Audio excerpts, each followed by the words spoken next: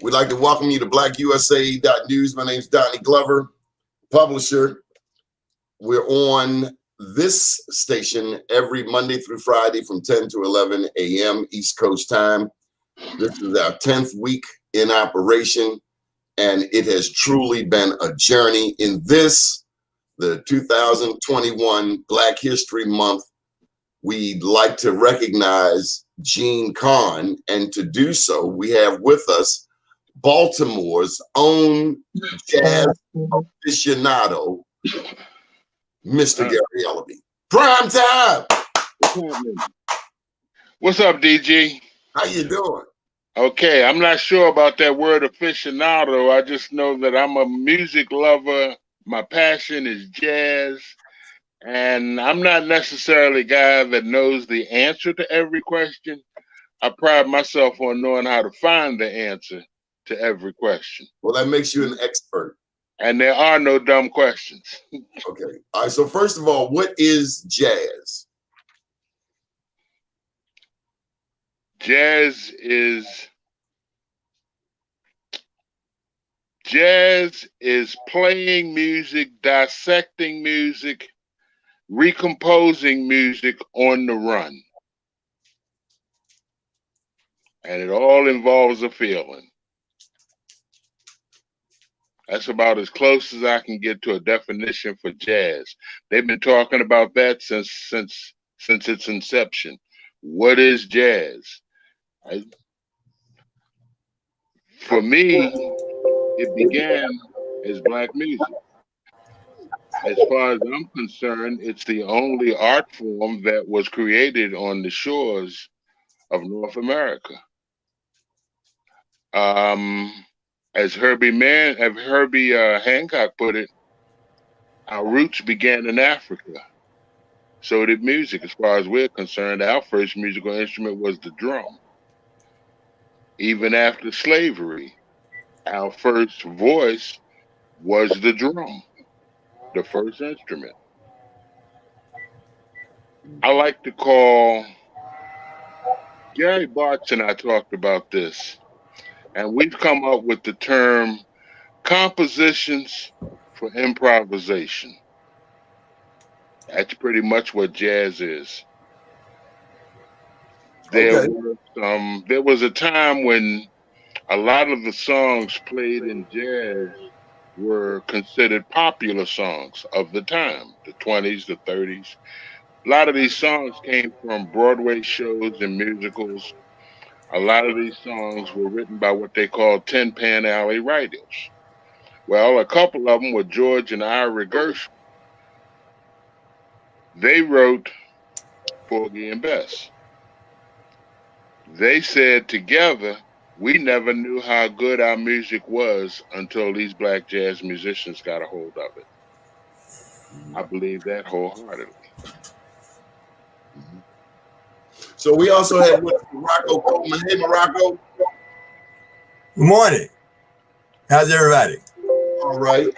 Doing fine, brother. Doing fine. Welcome to the party. Dr. Ellerbe, how are you? I'm on this side of the dirt. Most body parts are working, and they're still all original parts. I'm swinging. That's a good day. So, Mr. Morocco, what do you know about jazz history? What is jazz to you? Jazz to me is the earliest form of all music. Yeah, everything comes out of jazz. And it took me a while to get there. I got even deeper in it in the last 3 years. I met a gentleman that lives on the outside of Atlanta. My buddy took me to his house, and the gentleman he and his wife had moved to Atlanta, I guess in the last year before I went. And when I got there, he was about 5'4" in height. When he came in the room, his wife said, she took us into the den, and she said, he'll be in a moment. Well, I still don't know who my cousin is taking me to see. And my cousin is a big jazz Oficianado, man. He's in a jazz listening group with about 25 guys here in Atlanta. And all of a sudden, this little 5'4" guy comes in. He's a smile that lights up the room. And we sat down and started talking, and he had his computer open. And he started going through the computer, and he had like over 3,000 photographs. And I spent 2.5 hours with him and only went through about 300 of the photos all over the world with every jazz musician or musician known to man. And he would tell me the history of these pictures and also a story about the individual. The gentleman's name was Jimmy Heath. Oh my God, the little giant. Yeah. Each one of those pictures had a 2-hour story that he could have told. Exactly. Exactly. Jimmy Heath was one of Mickey Fields' favorite people. It was the most fascinating day I've spent in a long time. I mean, we just, he was so accommodating and so knowledgeable. Yep. And just so wide open. And he surprised me because as he's telling me all of these guys and the history, Dizzy, Miles, et cetera, even ones that I didn't know that he had brought me into the light. And I said, well, I've got a girlfriend that grew up 3 doors from me and I'm very close to her. She does a little jazz, but she sings, et cetera. And he says, what's her name? I said, Jean Carne. He says, oh, man, I love me some Jean Carne, man. I love some Jean Carne. Yep. And I was surprised that he even knew who she was. Nah, Jimmy was into everything. Yeah. So I've been able to spend, I went to one of these jazz listening get-togethers, and we had a wonderful dinner, and Jimmy and his wife came, and he was the toast of the evening, man, because everywhere he goes, he just lights up the room and regales you with so much great history and whatnot. Do you know who his son is? Mtume. Yeah. And that explains how Entume got to be Entume. Well, I was telling Jean about the story I just told you, and she was excited when I told her what Jimmy had said, and she says, "Well, I worked with his son Entume," and then she started telling me that his son has produced music for almost everybody also. Remember the television show with the Puerto Rican and the black cop detectives? Oh my goodness, why can't I think of the names? It was a famous TV show filmed in New York. A black detective. Beretta? No, after that. A black detective and a Puerto Rican detective. And then they brought in a Puerto Rican female detective also. Famous. See, that's senior life. Well, what about it? And Entume wrote the soundtrack for it, the television show. Okay. So let me shift gears here for a second, Mr. Ellerbe. Tell me about Jazz World War I and them the Harlem Hellfighters. Oh. I was trying to tell Morocco about that last night, but of course I needed you. Yeah, James Europe Reese. They came out of Harlem. They entered into the war. And in the process of kicking Germans behind, they introduced Europe to the music called jazz. That ultimately led to Dizzy Gillespie because ambassador representing the United States to try to get people to understand the United States point of view, or at the very least, listen to the United States point of view. Wow. There's a movie coming out, or a TV show about another famous black group. The 54th out of Massachusetts is coming on. I think it's an HBO special coming on in the next week or two. Yeah. So you might want to look for the 54th out of Massachusetts. And you can learn anything you want to know about them, Donnie, from Robert Ford. Now I've got a buddy in D.C., Dr. Frank Smith, and he has a museum, a black museum there in D.C. that is based on the histories of black soldiers in every period of service and every war. And he has quite a bit of memorabilia from the 54th out of Massachusetts, and the every year during the Congressional Black Caucus, I'm on a board up there, and we kick off at his museum, and he usually has different family members that are descendants of some of those soldiers from the Civil War, and especially the 54th out of Mass. Yeah, Robert Ford is one of the reenactors. Right. And 54th, that's the same movie that Glory was about, right?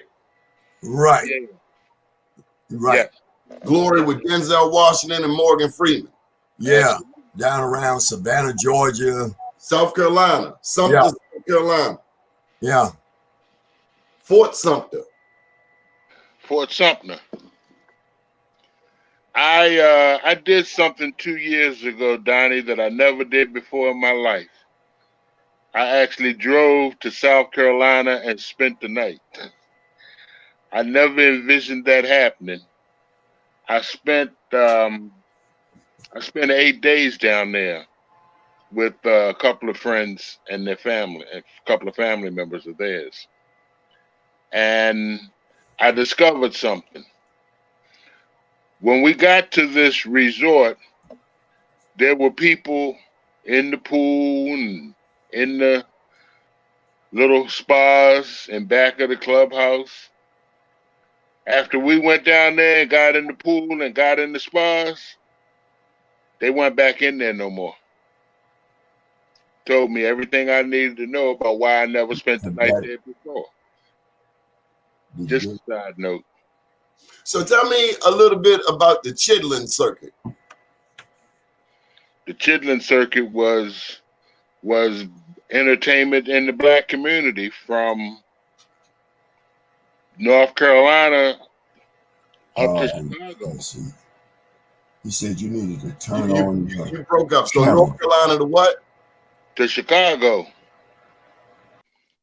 You had New York, you had Baltimore, you had Washington, you had Chicago, you had Detroit.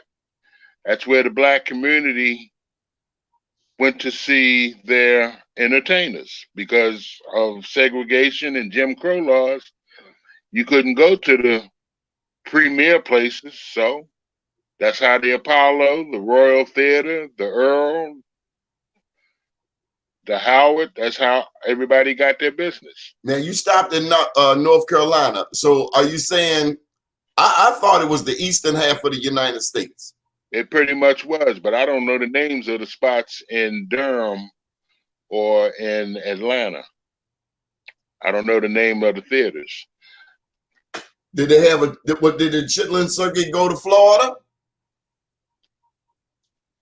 Was there a black population in Florida? Absolutely, always has been. Then I'm pretty sure they went. I just don't know what the spot was, where it was. I don't know. So you telling me you got a phobia of the South? Yeah, you don't. I just told you the attitude hasn't changed, didn't it? Yeah. I'd be a fool not to have a phobia of it. You got to be aware at all times, brother. That's how I felt. If they can kill the president of the United States of America and then kill the man that killed him, what makes you think they can't reach me? So let me just tell everybody, we are waiting on the one and only Jean Carne to join us. She will be here momentarily. This streaming has presented us a wonderful opportunity And let me just say, we are glad to have you, Mr. Gary. 10 weeks ago, we started our morning show.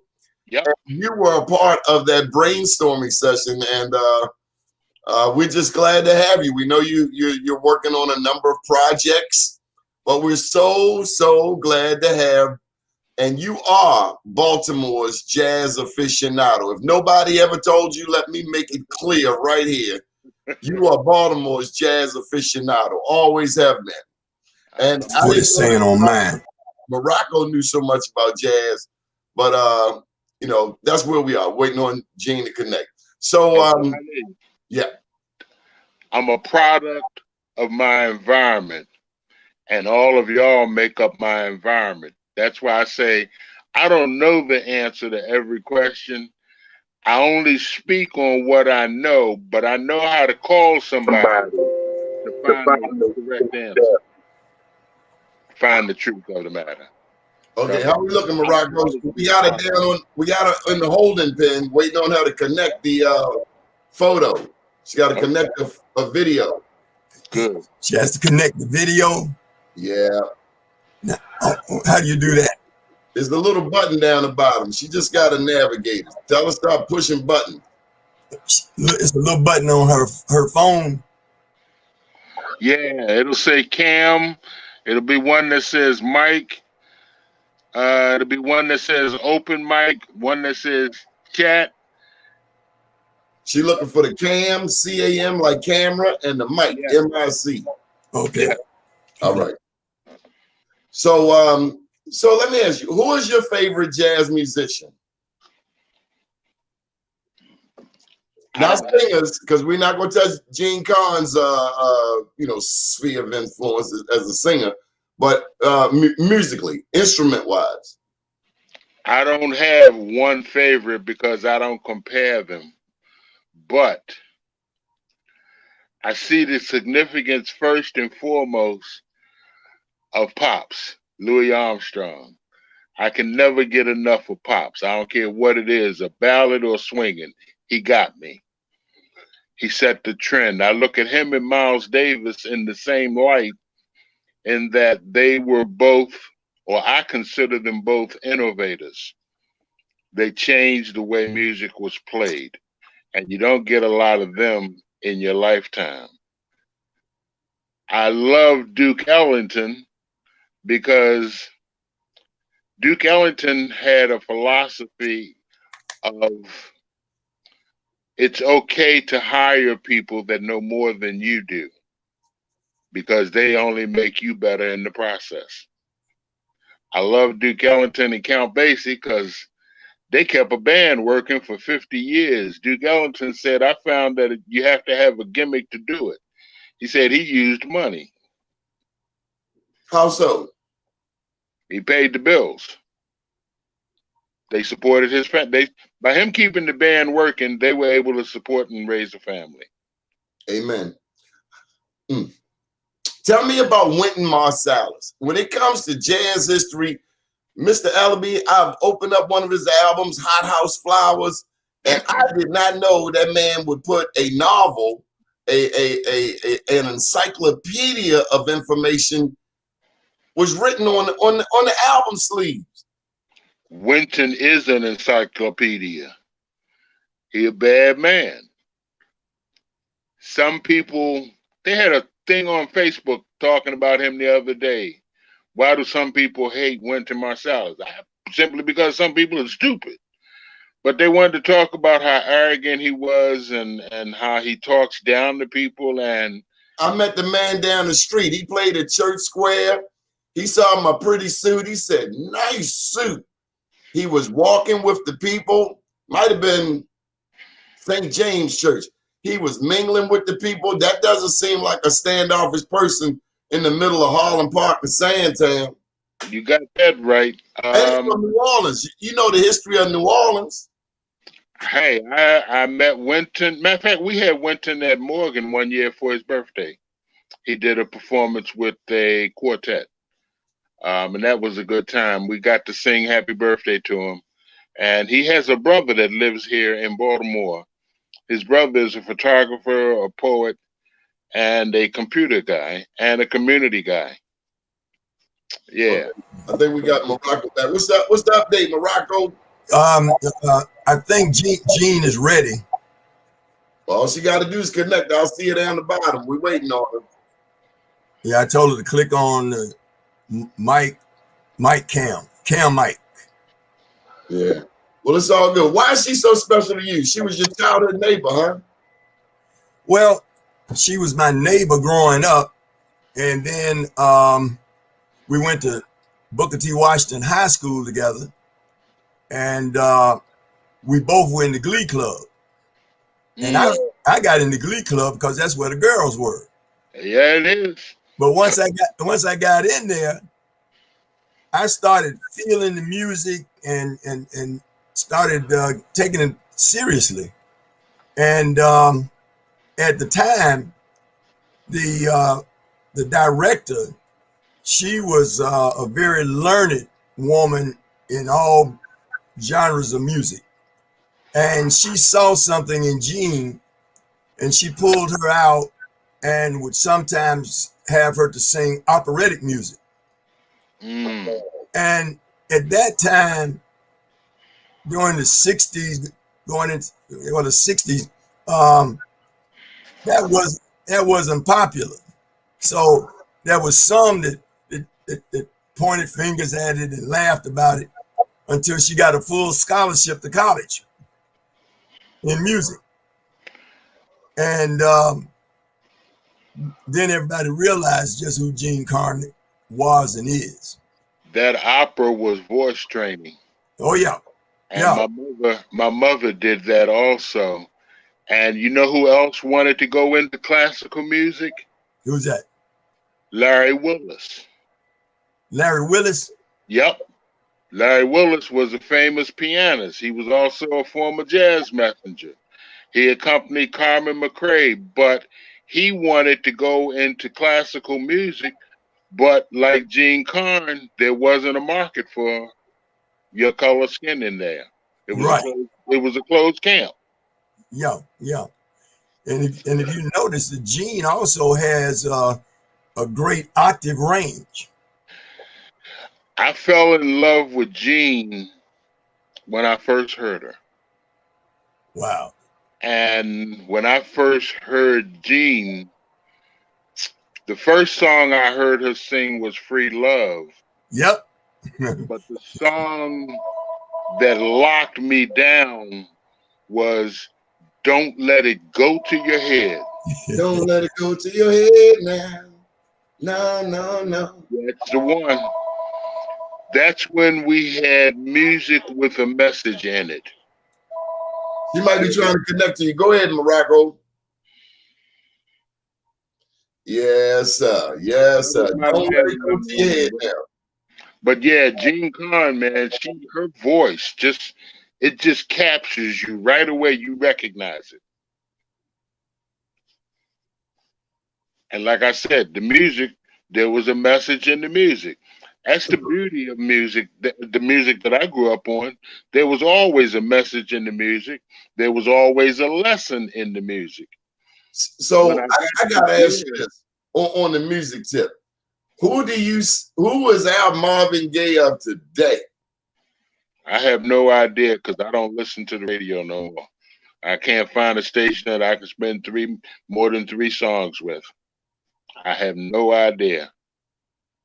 John Legend has been entertaining and involved, but I really don't know. Do our musicians, once they become famous, lose the connection to the community? To the struggle of the people? None that I know of, no. Jean was definitely involved in the Civil Rights Act. Tell me, I didn't. Everybody at that period was involved in it. Even the athletes, everybody spoke up. It's hard to be slapped in the face and stand there and say you're not being slapped. Well, the story that Morocco has shared on this show is how he was on his way to the 1968 Olympics with Tommy Smith and them. Yeah. As a hurdler. But wow. Vietnam robbed Morocco one of our guests today of the opportunity to be in the Olympics. Wow. Another war for profit or population control. Probably both. So let's get an update from Morocco and his journey to connect us with Jean Carne. She says she's in the holding room. She got to connect the camera. I can't bring her up to. Can I talk to her? You have to. If you send me her number, I can walk her through, or maybe because she's right there, and what's not connected is the camera. It's the button down the bottom, like Gary said, on the phone, and she got to press. Say connect camera. It's on right where she is at the bottom of the screen. It says connect camera. It says camera, CAM. Okay. Can you hear that? Okay. So where were we, Mr. G? We were talking about messaging the music and music today. And I was saying how there really isn't a radio station that I could stay on much anymore today. Right. Now you were at WEAA for how long? Off and on 15 years. 15 years. Wow. I built up a lot of memories. What's your favorite memory? Two of them. Okay. One was having my mom wake me up one morning to tell me that Horace Silver was on the telephone. Who? Horace Silver. Who is Horace Silver? Horace Silver was a pianist out of Connecticut who ended up being one of the co-founders of Art Blakey's Jazz Messengers. He went on to write a song called Song for My Father. Later, someone came along and wrote lyrics for that song, and it became a Grammy winner, I think, twice. The other time was being at the studios of WEAA. We had moved to the second home for the station. The first home was in the top of Holmes Hall. The second home was on the second floor of Benjamin Banneker Communications Building. And I'm sitting there one afternoon, I was doing 2 to 6, and the studio door opened and in walked Nancy Wilson. Everything came to a halt at that point. That was a great treasure. Never like this have I felt before. That was my song. I understand. Well, for me, it was Fly Me to the Moon. That's what got my first attention with Nancy. My Aunt Ruth was a big Nancy Wilson fan. And I had the pleasure of introducing Aunt Ruth physically to Nancy Wilson. And after a while, Nancy Wilson would call Aunt Ruth to come to town to set her up a pinochle game. Nancy loved her card playing. Matter of fact, the last time I saw Nancy Wilson, it was with Jimmy Heath. We were at the Kennedy Center. They were both being inducted with the National Endowment of the Arts recipients. You got feedback there, Morocco. Pardon? You got a little feedback there. What you do differently? So how we looking? Cause we're 30 minutes in, and our guest is MIA. Okay, I told her to hit the camera on her phone. Yeah, we 30 minutes in though. She ain't here. The plane gonna leave. Is that what you want to do? Is hit the camera button on her phone? Yeah. Like taking a photo. No, it's a part of this Streamyard thing. Down at the bottom. She's hit that. She's hit the cam mic down at the bottom. Okay. And well, everybody else hit it and it usually worked. Maybe she can find somebody on her team to help her. With her being in the holding pattern, if you pull her out of the holding pattern, she's gone now. She's not down the bottom. She's out of the studio. She'd have to click that link again to go to get us back to where we were. Okay. And once she clicks in, there's a button that says camera and mic. That's it. It's not rocket science. Yeah, it is if you don't know what you're doing. Well, touche. Yeah. But in any event, tell us why she's now. Let me just say, Mr. Gary, she's performing. They're recording now or preparing. She has a date at your spot Sunday, Keystone. Tell me about Keystone, Mr. Gary. Keystone is a nice, welcoming little spot tucked away in Harbor East. It's on the corner of Lancaster and why am I forgetting the name of that street on the side of it? But it's right on the corner off of Caroline Street. Okay. Great ambience. Every seat doesn't afford necessarily a seat of the stage. Some seats even have their back to the stage. But to compensate for that, you can turn your chair around, but also they have put TV monitors all around the club so that there's really not a bad seat in the house. And they're like 36-inch televisions. So you can see. So is this a black-owned club? No, as a matter of fact, Todd's a Jewish fella, and his wife Eileen. They have a history with jazz. Prior to moving to Baltimore, Todd owned the Keystone Corner, which was a fixture out in San Francisco. There are multiple jazz recordings done at the Keystone in San Francisco.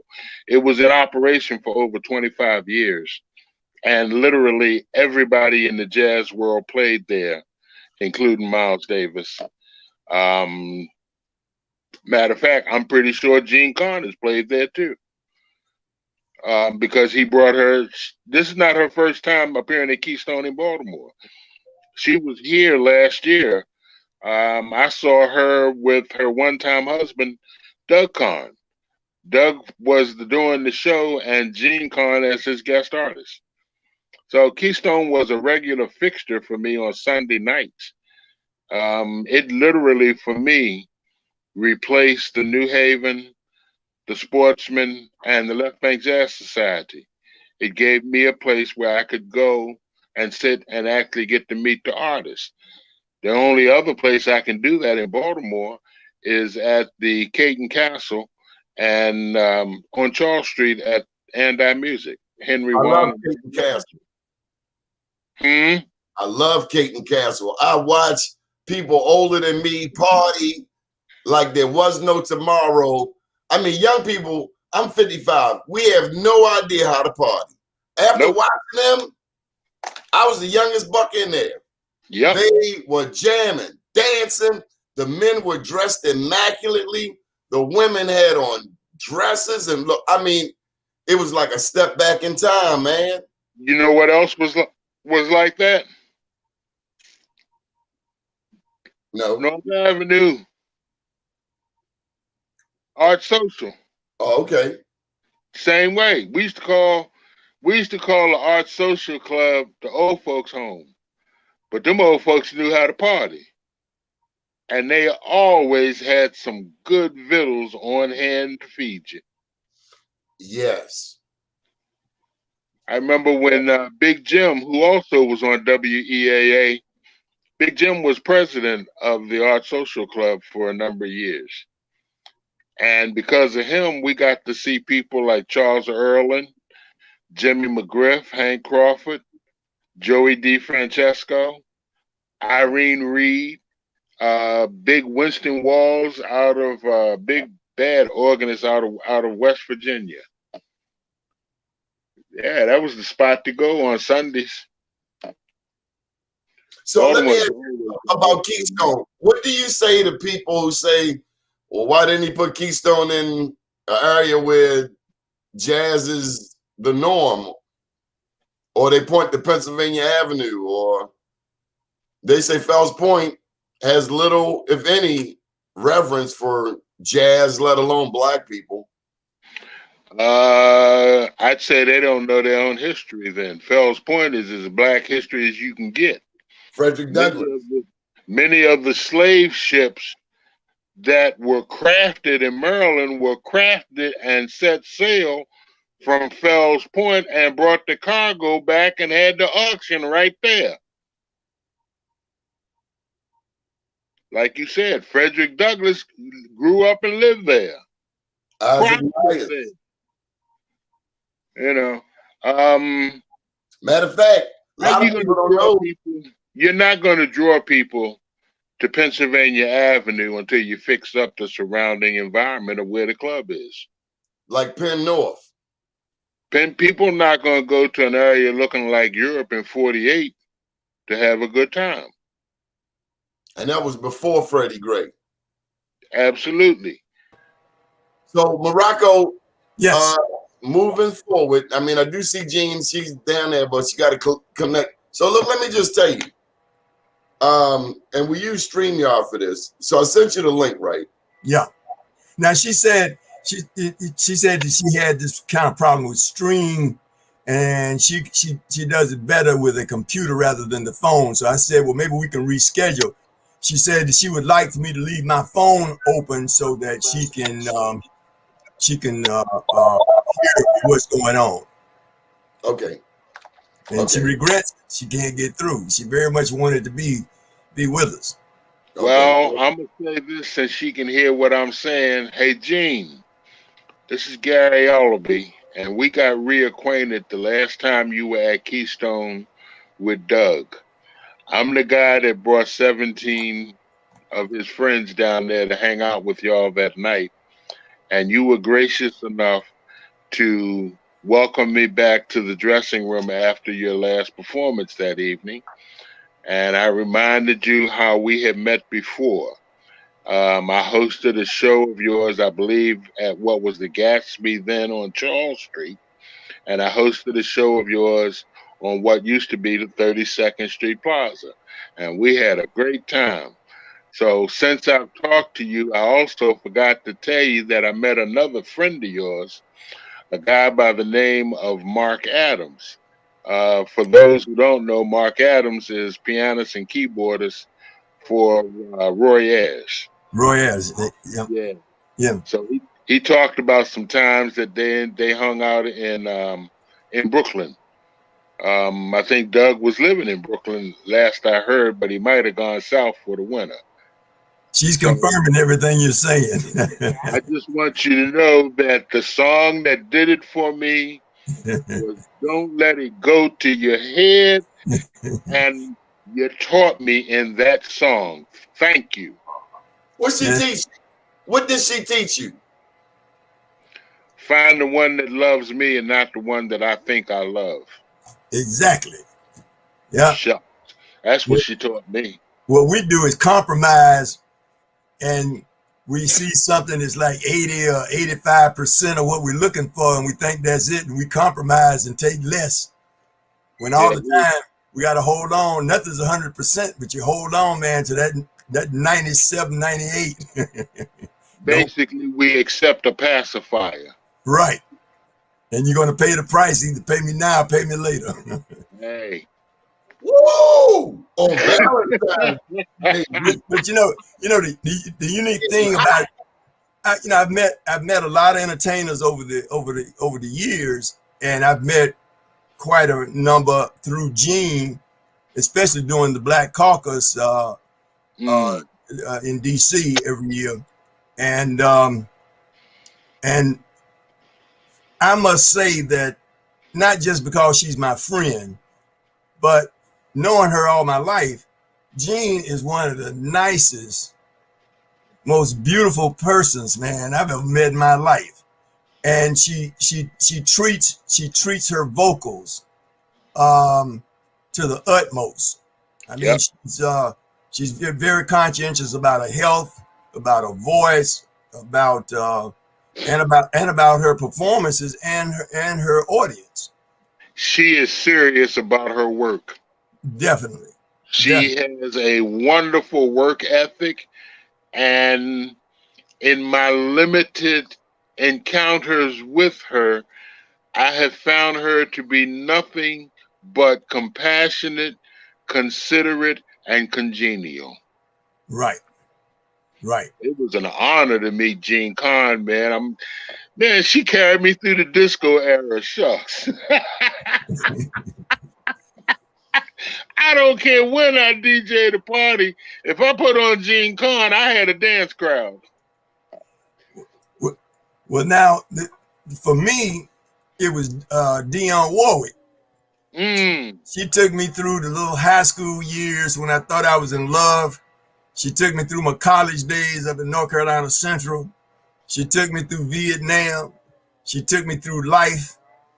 And then during the Black Caucus one year, I went to a party that was hosted by P.S. Sutton. Percy out of Pepe, yeah. And I was at the Sheraton, and he had this big suite, man, and he had two beard whisk tables going at the same time. Mm-hmm. And I was sitting on the sofa playing from the table in front of me. And I was talking trash.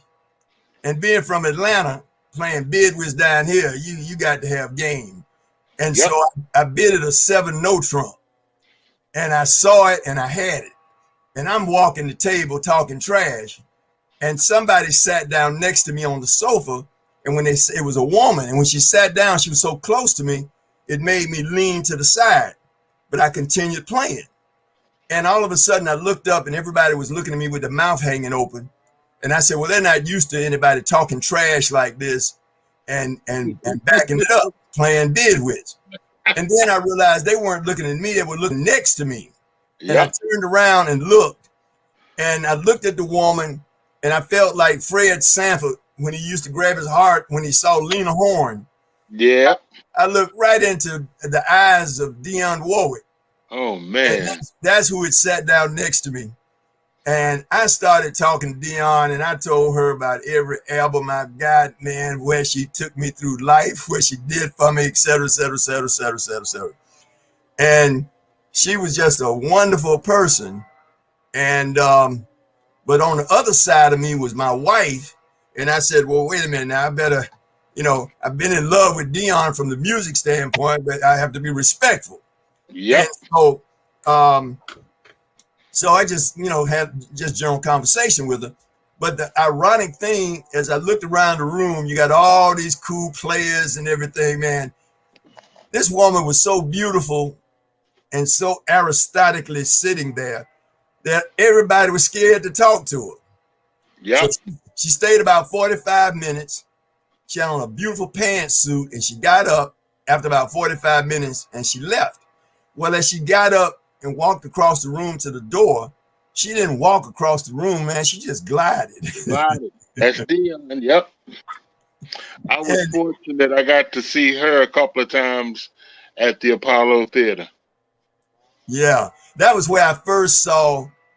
My uncle took me there when I was 15 or 16 years old, and it was at the noonday matinee performance.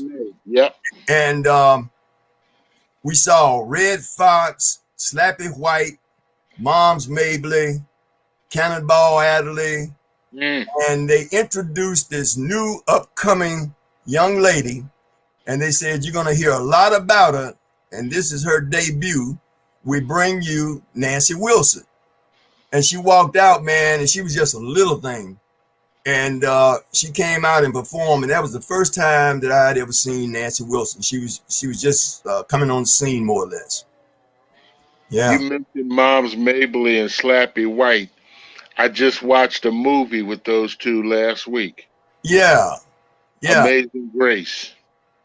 And I think it may have been Godfrey Cambridge there, if I'm not mistaken. Yep. And that genre of comedians back during that time, man, were phenomenal. Dick Gregory came out of that school. Oh yeah. That was Richard Pryor's early training. Now, speaking of Dick Gregory, I met Dick probably 25 years ago in D.C. when he and Maxine Waters led a contingent over to the CIA building to protest something that Contra bringing drugs into Compton. Yeah. That was the introduction to crack cocaine. Thank you, Oliver North and Ronald Reagan. Yeah, just thinking about that, Hudson Fuss and all that crowd. Yeah. And I remember very well. So I spoke with Dick, and that was when I met him the first time. And from that day forward until he passed, anywhere that I ran into him around the country, he always remembered me and would come up and talk like we were old buddies. Same thing here. I first met Dick Gregory when he was still doing comedy at the Playboy Club back around 1970. Wow. Now I met him after that. I talked about that. I still have multiple albums by Dick Gregory. I've got The Light Side, The Dark Side. I've got the one that was after the Democratic Convention that year. I've got the one he did right after the Kent State murder. I've got his last comedy album. It's a double album he recorded in Boston when he was getting out of comedy. That was right after Watergate. He did an album himself, and the reward, the money for it, was to go feed the hungry in America. I have that album, and then he came to Morgan, and he talked to me over at the radio station. We didn't get to talk on the air, but he allowed me to bring my camcorder and record his whole conversation at Murphy Auditorium. Wow. The new building. Now, I used to go to the thrift stores and off the wall places like that, and I found an album. It was a double album, and I think it may have been the Kent State album. I got it here in my bookcase. I have to dig it up. Yep. It's got pictures of the murder on it. It's a double album, and he specifically talks about the Native Americans also. And that's when the white kids, you young white kids, became the new nigga in America. Yep. That Kent State, that was my birthday that year. Well, I looked over in a rack and I saw this album laying catty corner in this box. And I picked it up and I asked the guy, I said, how much you want for this? He says, give me 50 cents. Oh my goodness, you got a gold mine. I treasure that album. And when I pulled each one of the two albums out, they were just as pristine as the day that they were first marketed and put into the album covers. And I'm talking about, that was when I really got into Dick Gregory and where he was coming from. I mean, he laid down some heavy knowledge. Would you believe that double album is on YouTube? Well, I'm keeping it as a collector's item. I transferred mine to CD, bro. Yeah. And I'm thinking about transferring it to reel to reel just for the heck of it. You're right. He came to Atlanta one time and he was speaking at a place called the Shrine of the Black Madonna. And the auditorium was packed. And when they brought him in, the people from the community, and it has an Afrocentric bent to it, and these brothers and sisters got together, man, and they had the conga drums and the djembes, and they brought him in, man, with their drums surrounding him. And everybody was like reaching out, wanting to touch his garment and whatnot. And I was kind of back in the crowd. And he's constantly scanning the crowd as he walked down front. When he walked by, he looked over in the crowd and saw me and gave me the high sign that he always gives me wherever I see him. And I said, now, how did he see me back in this crowd like this? But that was who Dick was. Dick Gregory is probably the most real brother I have ever met in my life. Yes.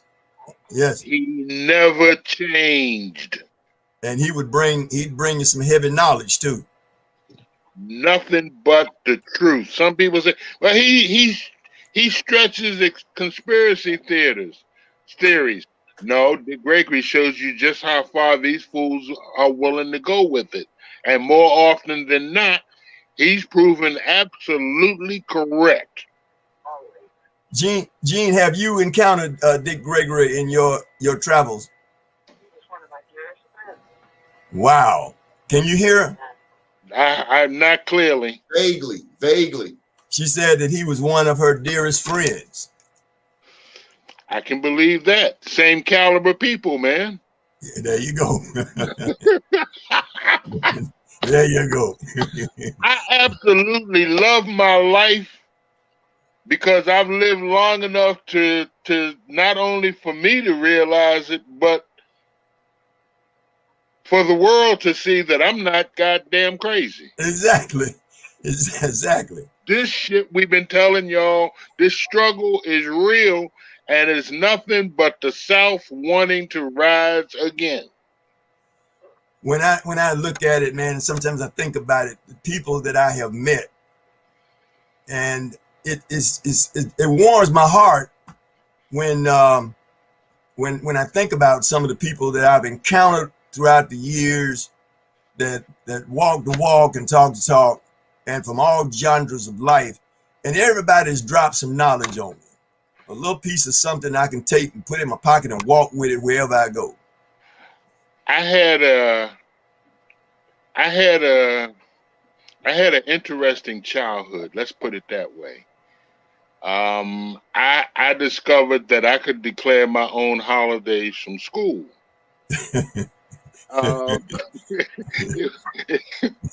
It was really rather easy and kind of hard not to under the circumstances. Okay, I wasn't a stupid child.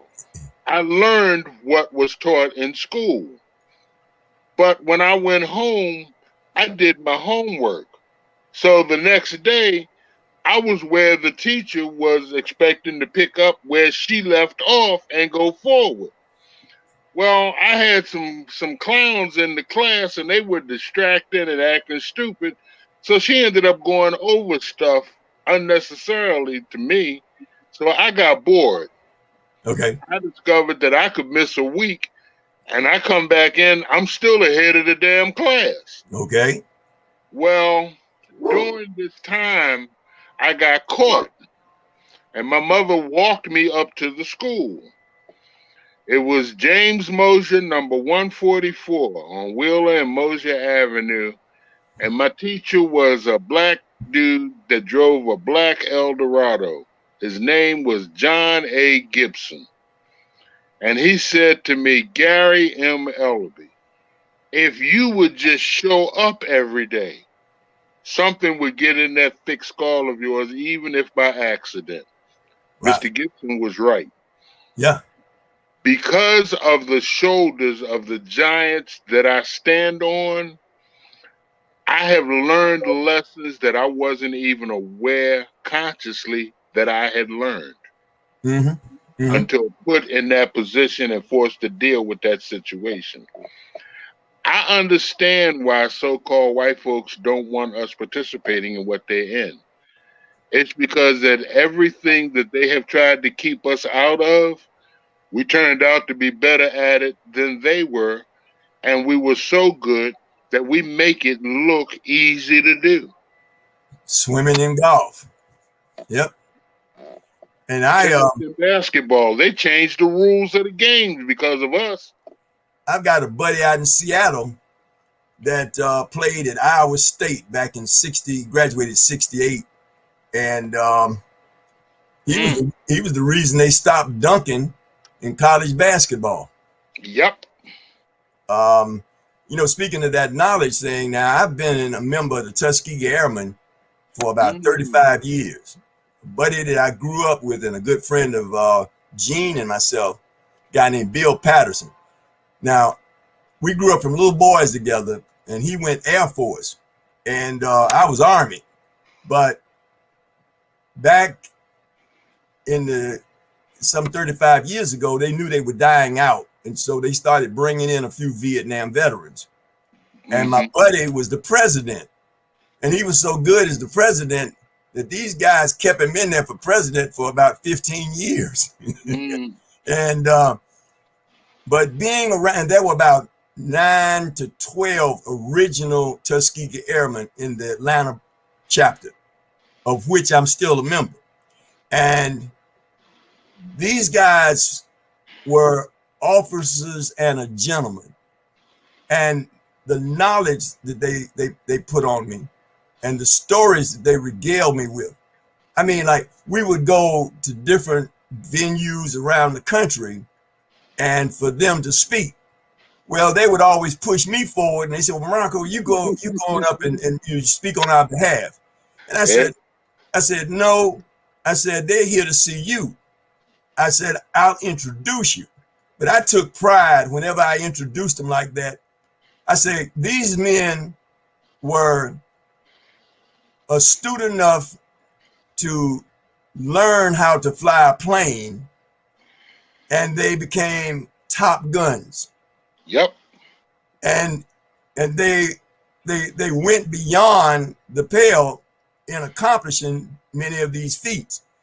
But I took pride in making this the theme of my little speech.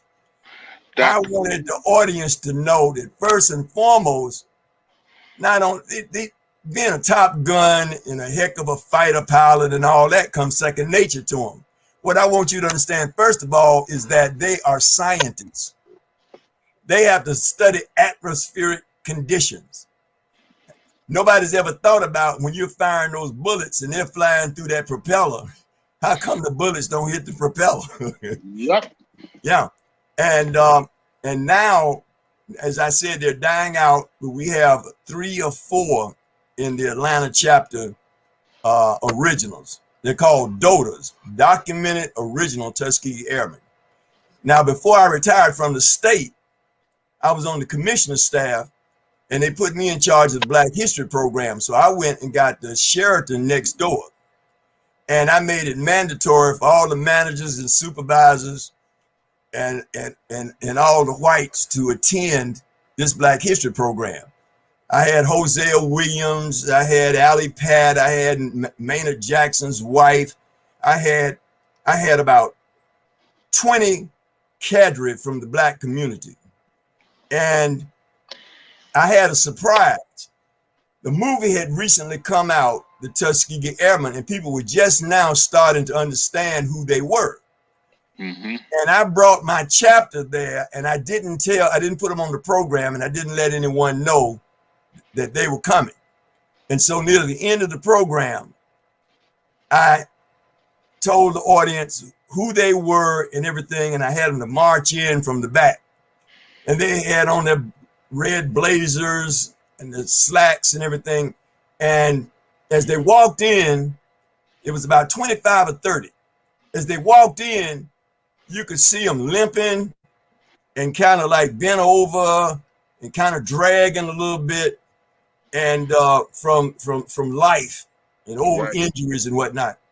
And as they started down the aisle, the audience, I said, I give you the Atlanta chapter of Tuskegee Airmen. The people started clapping. The clapping became infectious. Everybody started clapping, and then they knew the greatness that they were in the midst of, and they stood up, a standing ovation, and just started clapping and stomping their feet.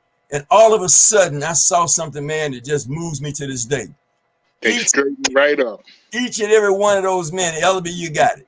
Each and every one of them, all of a sudden, turned into those 20-year-old fighter pilots. Yes, sir. Stood up, and the limp was gone.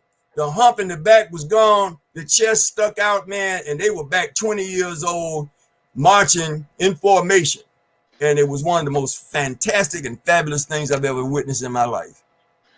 Now, you talk about how you were honored just to introduce them. I can tie that exact same emotion that you felt into me and the jazz world here in Baltimore. Okay. Gary Bartz did an album called The Blues Chronicles. It's the story of Black life in America. Gary decided that he was going to re-record this album, and he was going to do it at Carl Murphy Auditorium. Carl Murphy was the founder of the Afro-American newspaper, and this building is named after him on the campus of Morgan. Mm. Gary got me to host the show, to be his master of ceremonies, and then he encouraged me to stay on the stage. And whenever I felt like saying something about the song that they were playing, to feel free to grab a mic and say it. So he pulled me in to his history lesson that he was conducting. The stage that I shared with were just phenomenal musicians, because there was Gary Bartz, there was Larry Willis, there was James King, there was Eric Kennedy, there was the young man that's heading the studies at Peabody's now, Sean, oh my goodness, I can't think of his last name, but his name is Sean, and he is also a trumpeter, but he's heading the program, the jazz program at Peabody that Gary Thomas used to head. Okay. And he's got maybe 4 times the budget that Gary Thomas has. So periodically he brings in internationally known jazz musicians, and they conduct master classes at Peabody for the students. Wow. Gentlemen, it's 2 o'clock. I don't want to steal much more of your time, but any final thoughts? Yeah, another proud moment I have is I was fortunate enough to go to Washington, D.C., to a building that my parents weren't allowed into because of the color of their skin. Daughters of American Revolution Constitution Hall. I got to go backstage, meet Dr. Nina Simone, and introduce her to this audience. Whoa. Whoa. Drop the mic. I love my life, bro. And she was tickled that I called her Dr. Nina Simone. She was proud of that doctorate because she earned it. Wow. Fantastic. I've had a great life, Morocco. I ain't lying. I ain't made no money, but I've had a wonderful life. I wouldn't change anything. I feel you, Ellerbe. I can relate on some of those levels there, and it makes me wealthy. It makes me wealthy. I came home to my basement, and I've been going through my record library. I found a 1957 album that Nina recorded live at Town Hall on 57th Street in New York City. Town Hall is located across the street from Carnegie Hall. The album is like your Dick Gregory, pristine condition. Wow. Wow. I don't know how we haven't met before. Who'd you say, Mary Wilson? Yeah, can we acknowledge her passing? Jean is making me aware of the passing of, you said Mary Wilson? Yes, the Supremes. Of the Supremes. Yeah, she died yesterday. She transitioned yesterday. Wow. Yeah, I didn't know that. Jean is asking that we keep her in our prayers. Yeah, that was another beautiful spirit person. Yeah, she had a wonderful mother and grandmother. Wow. I had no. Jean was her vocal coach. Wow. Yeah. Wow. And I had no idea that she had passed. So Jean, you're sharing some knowledge with me I didn't know. The older we get, the smaller this world gets. Yeah. Yeah. I thought it was 6 degrees of separation. I'm finding out in the Black community, it's more like 3 degrees. Yeah. Yeah. Every third person you meet, you already connected. You just got to find the link.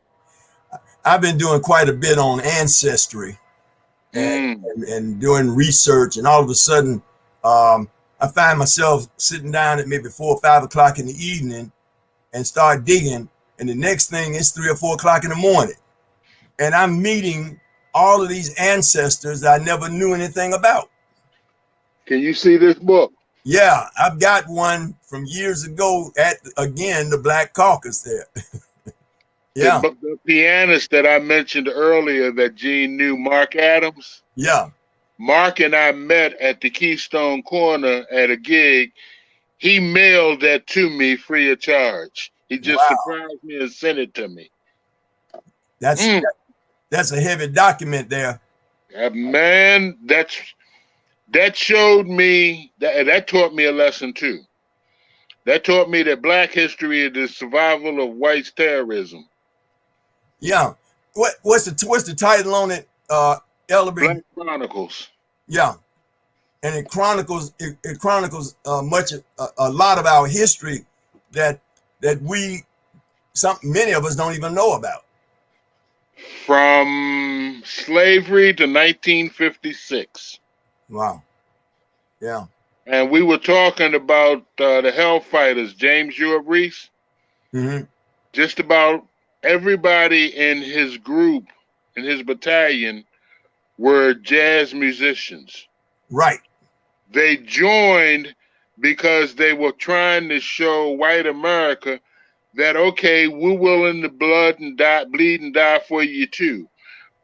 They came back home heroes in Europe and France, but they still needed a damn fair housing bill and a voter's right in their own home. And the Harlem 369th Hellfighters that he's referring to, they are, each one of them was given the French, as you said, the French Cross de Guerre, which is a heroic medal. Each of them received it because they fought for many, many days in combat. In fact, they fought longer than anybody else in Europe. Yep. And took heavy losses, but they were credited getting the Cross de Guerre because they never gave up an inch of ground. Well, not only that, America would not honor them. The French had to honor them. The America, the land of the free, home, would not honor them. Right. Right. Most of those same people don't know that when France gave America the Statue of Liberty, she was black. Exactly. On that one too. Yeah, Gentlemen, it's been a wonderful afternoon. Selective amnesia.